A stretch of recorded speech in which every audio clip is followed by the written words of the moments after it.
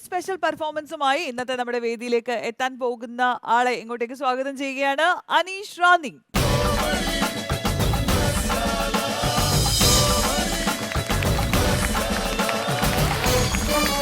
So Aneesh, നമ്മുടെ comedy മസാലയുടെ ഫ്ലോറിലേക്ക് സ്വാഗതം.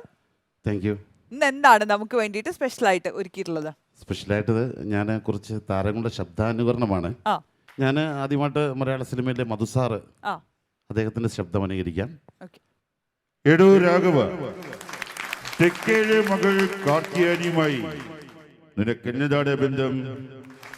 പ്രേമമാനും മണ്ണേൻകുട്ടിയാണെന്നൊക്കെ പറഞ്ഞ് അവിടെ പിന്നാലെ കൂടി ഒടുവിൽ എല്ലാം കഴിഞ്ഞപ്പോ നിനക്ക് അവളെ വേണ്ട അല്ലടാ?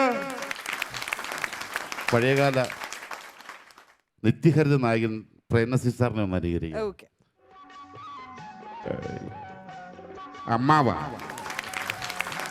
അമ്മാവന്റെ മകള് എനിക്കിഷ്ടമാണ്. ആരൊക്കെ എന്തൊക്കെ പറഞ്ഞാലും അവളെ മാത്രമേ ഞാൻ കല്യാണം കഴിക്കൂ. ഒരു യുവാവ്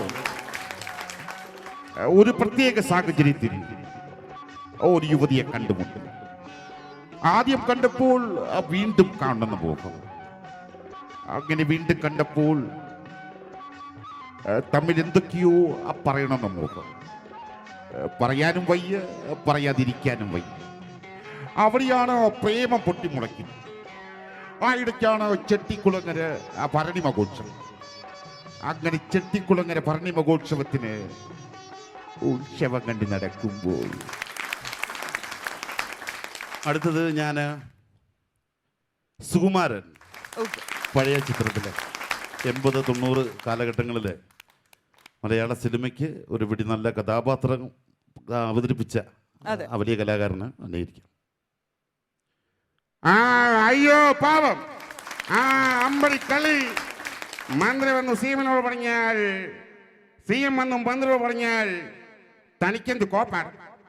ഒന്നെങ്കിൽ തോമാത്തിന് ഉത്തരം പറയുക, അല്ലെങ്കിൽ ഓമന പോയാൽ മറ്റൊരു ഓമന. പിന്നല്ലാതെ. അടുത്തത് നമ്മുടെ ഇൻഹരികർ നഗർ എന്ന ചിത്രത്തിലെ ഋഷഭാവ.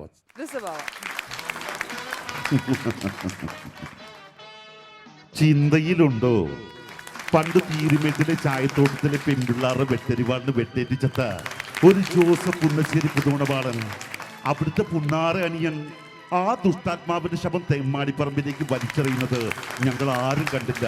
പകരം ആ പുഴുത്തു നാറി ഇറച്ചിക്കിട്ട് ഇമാതിരി 10-25 കൂടി ചുമപ്പിച്ച് നാട് കാണിച്ച് നഗരി കാണിച്ച് കുന്തിരിക്കം പുകച്ച് കവറടക്കിത് മറന്നിട്ടില്ല ഈ നാടും നാട്ടുകാരും. സിസ്റ്റർ അമലയുടെ ജഡം എല്ലാ കൂതാശകളും കൊടുത്ത് പള്ളി സെമിത്തേരിയിൽ തന്നെ അടക്കണം. പറ്റുവോ?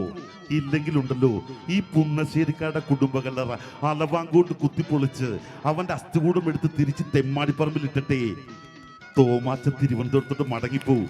പാടാ പിള്ളേരെ.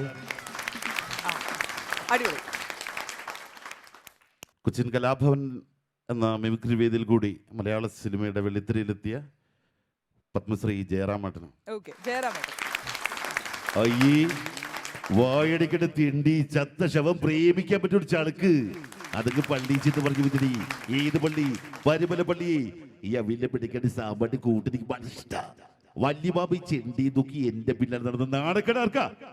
വണ്ടി വിട് വണ്ടി വിട് വണ്ടി വിട് മോനെ. അടുത്തത് പകരം വെക്കാൻ ഇല്ലാത്ത നമ്മുടെ പ്രിയപ്പെട്ട തിലകൻ സാറിനെയാണ്. തിലകൻ സാറിന്റെ വോയിസ്. ഏപ്പാടത്ത് വലിയ തിരുമേനി എന്റെ ഗുരുവാണ്.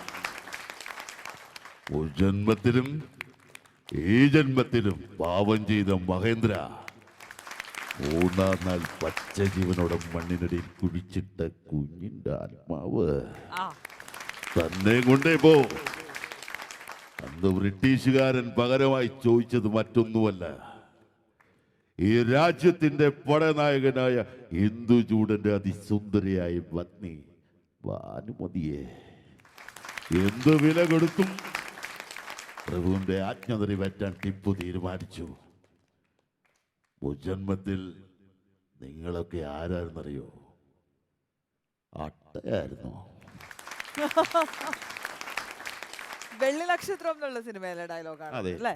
Yes, okay. അടുത്തത് മമ്മൂട്ടി അദ്ദേഹത്തിൻ്റെ നിറക്കൂട്ട് എന്ന ചിത്രത്തിലെ ഒരു പഴയ ഡയലോഗ്. ഓക്കെ.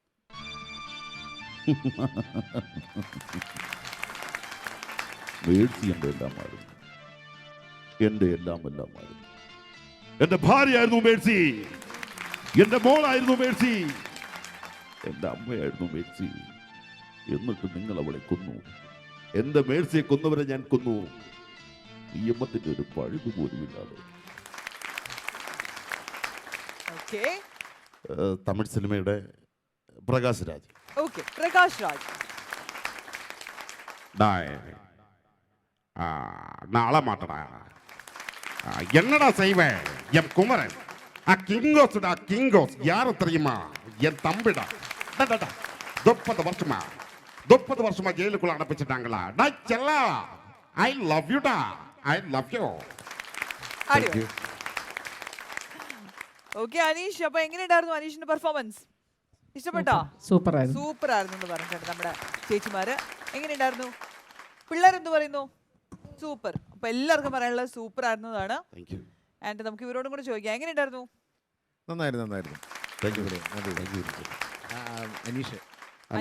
അനീഷ് ഏതാ സമിതിയിൽ ചെയ്യുന്നുണ്ടോ? ഞാൻ കൊല്ലം സിറായിക്കയുടെ കൂടെ ആയിരുന്നു ഒരു 3 വർഷം. പിന്നീട് വെളിയനാട് സുരേഷ് ഏട്ടൻ്റെ കൂടെ ഉണ്ടായിരുന്നു.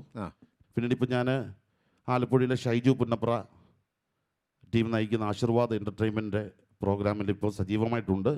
നിറയെ ഷോസ് ഉണ്ട്, ദൈവാനുഗ്രഹിച്ച് പരിപാടികളൊക്കെ ഉണ്ട്. കുഴപ്പമില്ലാതെ പോകും. എല്ലാ ഈശ്വര അനുഗ്രഹങ്ങളും ഉണ്ടാവട്ടെ. ഒരുപാട് സ്റ്റേജുകളിൽ ഇങ്ങനെ പറന്ന് നടന്ന് പരിപാടികൾ അവതരിപ്പിക്കാൻ അവസരം ഉണ്ടാവട്ടെ. Thank you. Okay, thank you so much. Okay.